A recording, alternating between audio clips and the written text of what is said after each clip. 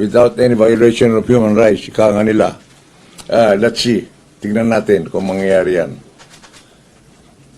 Dahil sa wala pang martial law katakot-takot na ang human rights violations. At saka, ang laki-laki, nakikibiyahe sa kay Pangulong Duterte. I'm talking about the delegations.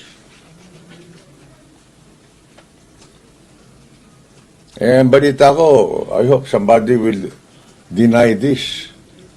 Pati yung chief PNP at saka yung Police General in charge of the Autonomous Region for Muslim Mindanao, to which Lanao del Sur belongs, and the heartland of Mindanao belongs. What on the delegation going to Russia? Ganyan ba tayo? I will give you, all of you who are here, one book. This one. You can have it. And then to some, and this will be one per agency only, because we do not have enough. Another volume. Volume 9, our latest. This was 7 years ago, after President Cory Aquino died. And it describes her behavior during 9 coup attempts against her government. And she did not panic. She did not declare any martial law. There were some edicts on emergency situation. Excuse me. But she moved around to encourage our people everywhere not to panic.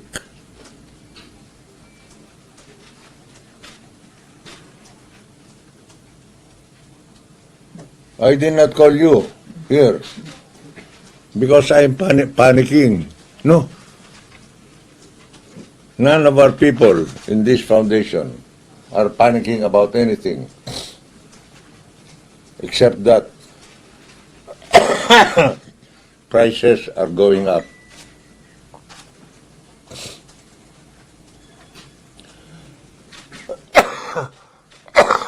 But they are starting to panic because of this talk about martial law in the Visayas.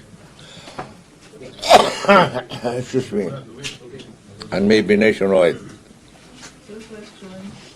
Okay, guys. Okay. You prepare one signed copy of this. One per each person who is here. Thank you. The doctor's orders for me. It's not water, but red wine. 60 grams every day. Good for your blood pressure. Good for your stability. And good for your straight thinking. Okay. Any questions? But please, ilakas ninyo. Taas yung kamay nyo. Magpakita kayo kasi bulag na yun sa mata ko. Pero buo pa rin ang utak ko. Okay. No more questions? Thank you very much.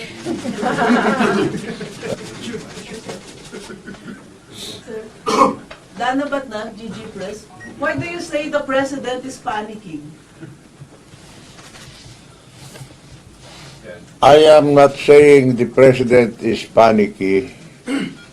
I am saying that some members in his delegation are making panicky statements. If it's true that he has said that martial law may be extended to the Visayas and even nationwide, then that is being panicky. But I read that in the newspapers, and I am waiting for the spokesman to verify or deny that statement. Sir, Hannah po from SMNI. Sir, mali po ba yung desisyon ni President Duterte na mag-declare ng martial law?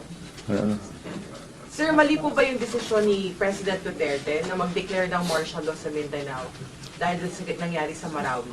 Hindi ko sinasabing nagkamali siya.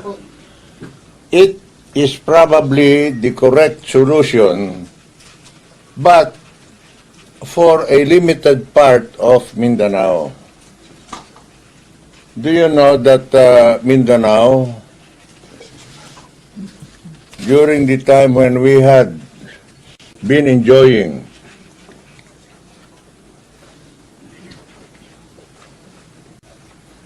the peace after the signing of the final peace agreement in September 1996, had a higher average gross domestic product than the country itself during my time. Ang gusto sabihin, napakalaki ang potential ng Mindanao. Kaya ating kinabit yan on my initiative back in 93 to a sub-regional economic zone called BIMP Yaga, Brunei, Indonesia, Malaysia, Philippines. And that grouping has proven its worth in terms of economic productivity, and that should also be a part of our solution to solving poverty in Mindanao. That is really what I'm concerned about, is martial law all over Mindanao, and it's more than 28 million people.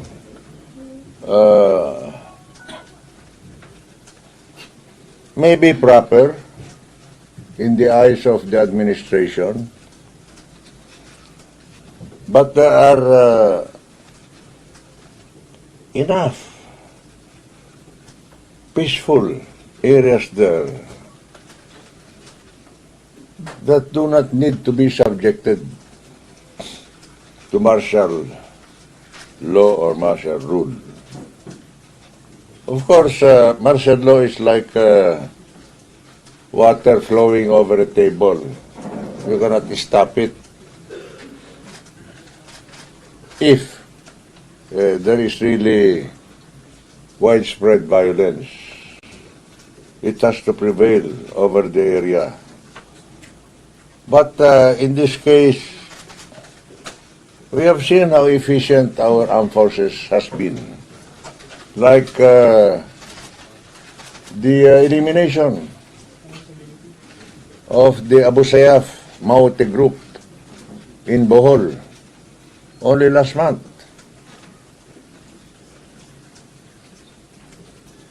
I just hope that the combination of the AFP and the PNP plus our local government officials down to the Kagawad, who is supposed to be an intelligence asset, will be effective enough under the proper leadership of our elected leaders, so that this martial law in Mindanao can be terminated as early as possible, with no more violence of this nature after that. Okay? Mr. President, sir. Mr. President, Ito mo na. I have a question. I have a question. Saan ka? Dito po. Sino mas matanda sa inyo? Dito po. Melo Acuña from China Radio International, Mr. President. I'm sorry, I cannot hear you. Come closer, please. Diba, halika. Yeah. Sigaw mo na lang, Melo. Halika na rito. Magpakita ka rito. Makiusap ka dyan. Sino po, madilim yan. Doon at pani. Dito ka. Para makita kita at mawala ka ng picture. Doon at panik.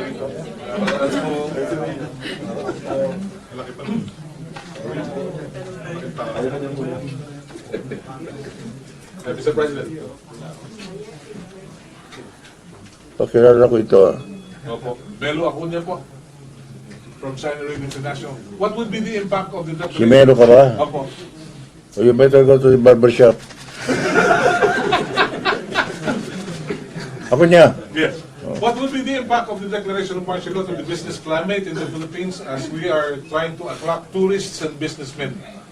Well, precisely, these are the factors that must be studied very carefully. Even well before the declaration of martial law over any place in the Philippines. And also, I would like to emphasize this. A really honest-to-goodness assessment of the strength of the government machinery within that area, to include not just the armed forces of the Philippines or the national police or the elected government officials, but also the citizens themselves, the private sector. Eh, kakaiba mga probinsya natin eh. Yes, sir. Kaya kumbaga, mayroong isang pasyente sa inyo at mayroong isang doktor dito. Huwag mo sasabihin kagad ang gamot niya, yung fentanyl. Hindi niyo naintindihan, never mind. Kaya, back to that question. Yes. The economic recovery of the Philippines, I'm saying recovery because we are trying to catch up with our Asian neighbors. Galing tayo sa 20 years of Marcos martial law. Eh, nung panahon ko na, halos 0-0 economic growth tayo sa umpisa. Walang kuryente. Kurang ang tubig. Kurang ang transportasyon. Kulang lahat. The nation must be built up and then strengthened little by little, and we must never backslide. So that when there is any big emergency or challenge, as we are facing today, aangat tayo. Lagi tayo nangingibabaw. Sir, would you say that the declaration of martial law and the proclamation signed in Russia was a knee-jerk reaction to what happened in Marawi? In the first place, some people should have stayed behind to take care of the situation with the president and the executive secretary and so many secretaries and some generals joining the junket. Pardon me for calling it a junket, because it now turns out that it was a junket. And where people should have been at their post, because this is not the first time, but there have been threats in Butig. Anybody from Lanao or here? I know Butig. I've not been there. It's too mountainous. But I could see it from Lake Lanao. But aside from that, one of my best officers in the Philippine Constabulary before 1986 was the Sultan of Butig himself, by the name of Jimmy Bangcola. He and his son, a captain, were in the service of the armed forces of the Philippines. Then, the Philippine Constabulary has a major service. Mr. President. Sir? Mr. President. Yeah. Sir, Shari Ann Torres, ABS-CBN. Sir?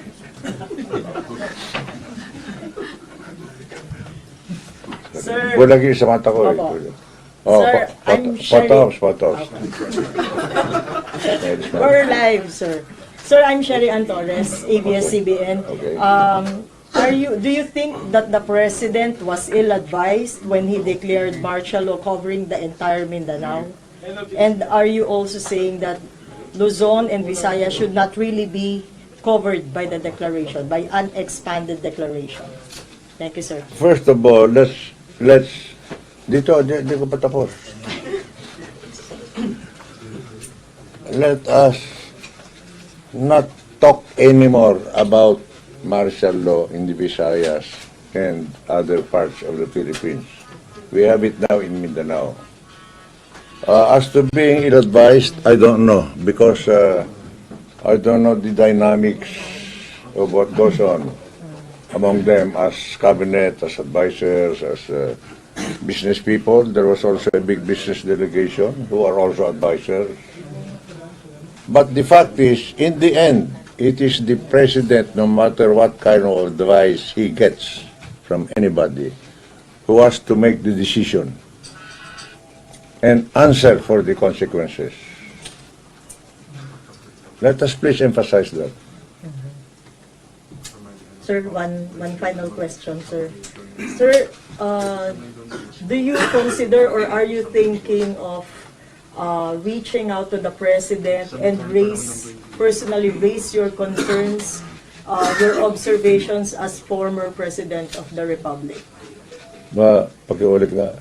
Sir, do you consider reaching out or talking to the president to personally relay your concerns and at least give him a piece of advice about what's happening to him? Well, I am now reaching out to him. In the same way, I'm reaching out to all of you.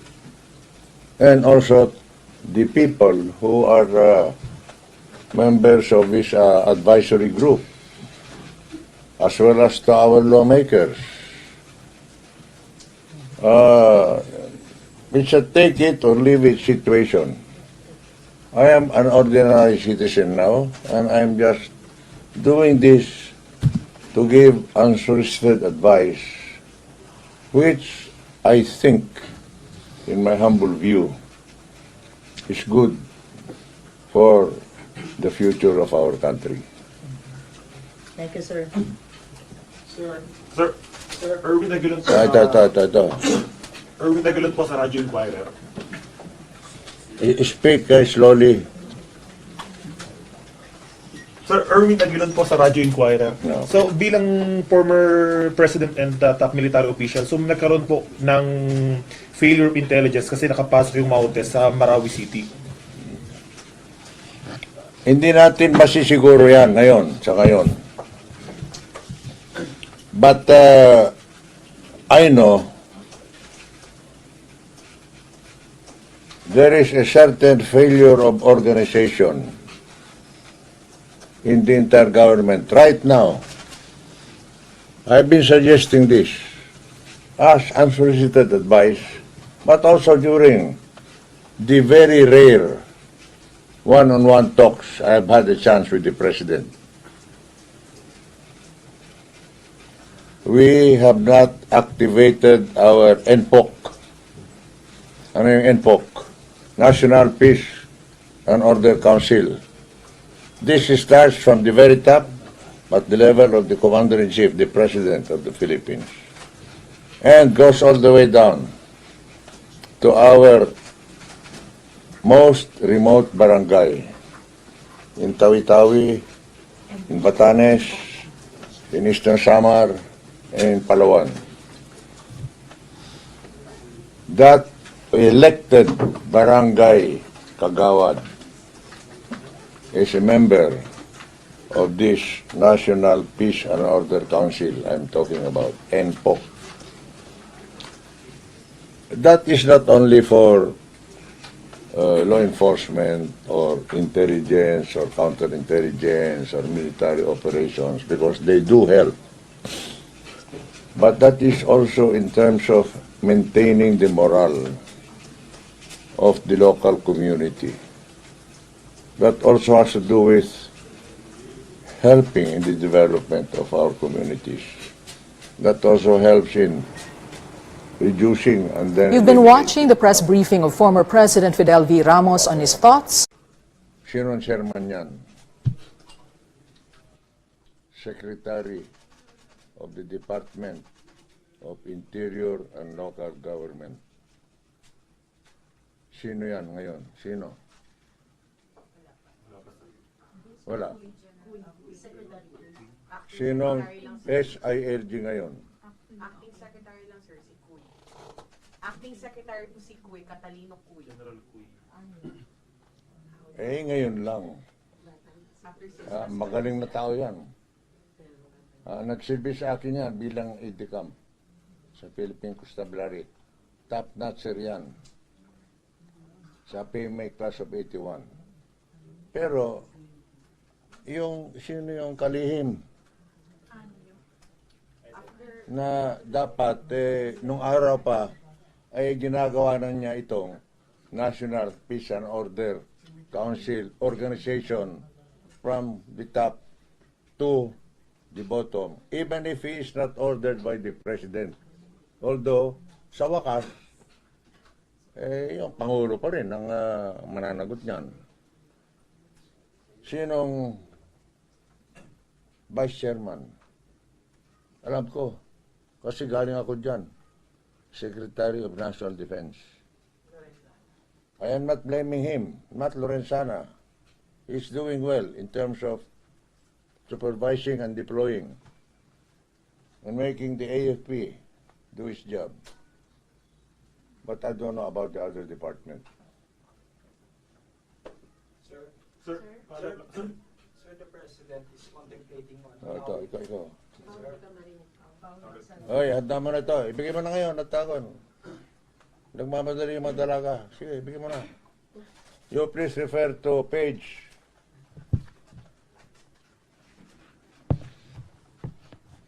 Sorry, I cannot read.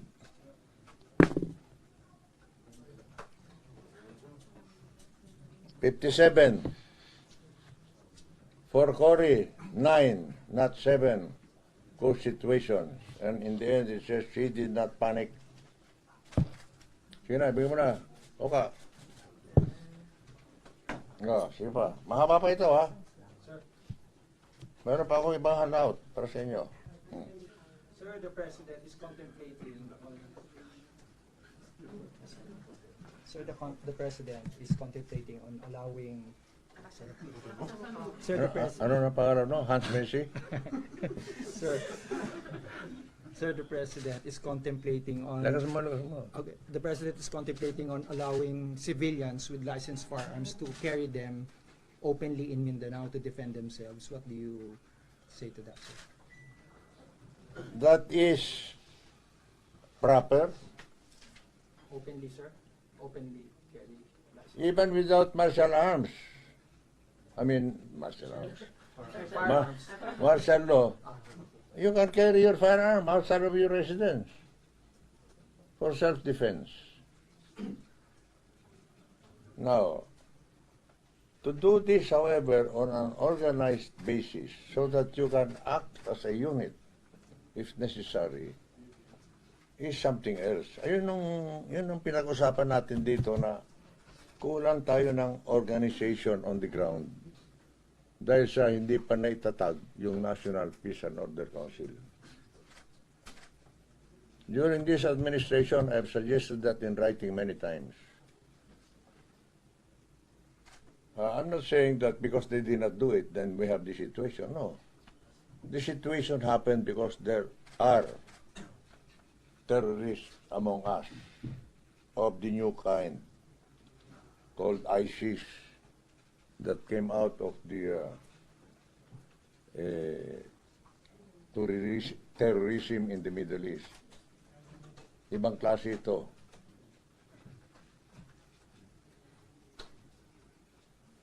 But certainly we do not want the Philippines to be turned into an armed camp where everybody, including those in Visayas and Luzon, are already carrying again their firearms outside of residence, whether they are licensed or not licensed. We don't want to go back to that old situation. Oh, okay. Sir, do you regret supporting President Duterte? Do you regret supporting President Duterte? Oh, ikaw pala. Payat ka na ngayon ah. Wow. Roll lang, roll. Sir. No, I do not regret. I do not regret. I've said this to him frontally. I've said this to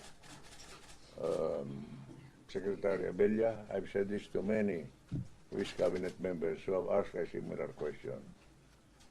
I said, no, my support for him continues to be there. But more important than my support for President Duterte is my support for the Philippine team. And that includes all of you, all of us, na kung bakit hanggang ngayon ay number 115 pa tayo sa United Nations Human Development Index for the year 2016. Bakit? Yan nasa kolelat position na yan sino mas mataas sa atin? Fiji, Samoa. Tatanggapin ba ninyo yung ganun? We used to be in the upper half before.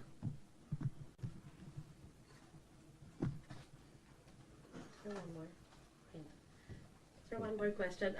What do you think Congress should do? Kasi para pong ang sinasabi nila no need to convene if they agree with martial law.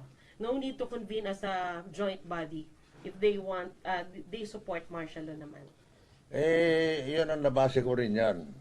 Pero, maliwanag naman sa saligang batas na the President must submit a report within 2 days. And Congress must make a ruling whether to expand it or to terminate it because the basis for it is not just enough. It's not sufficient enough.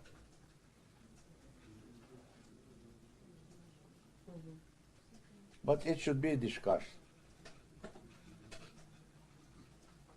By Congress, sir. Yes, that's in the Constitution. So they should not take the report hook, line, and sinker, sir. Yung binigay sa kanila last night.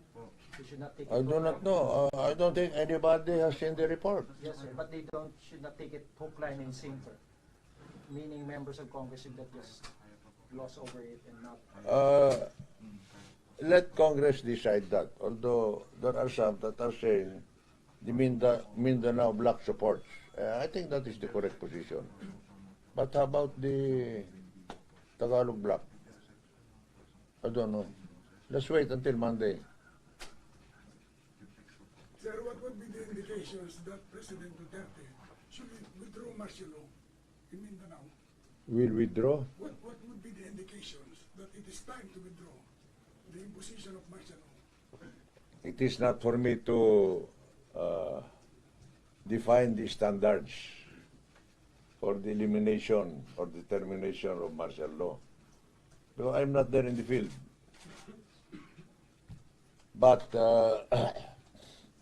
let me just give you an example. Very simple ito. Ito, handout na naman ito. Oka, one for each entity. Ito.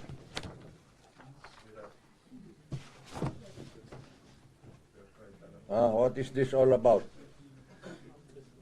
Award of the Distinguished Conduct Star, January 1991. To whom?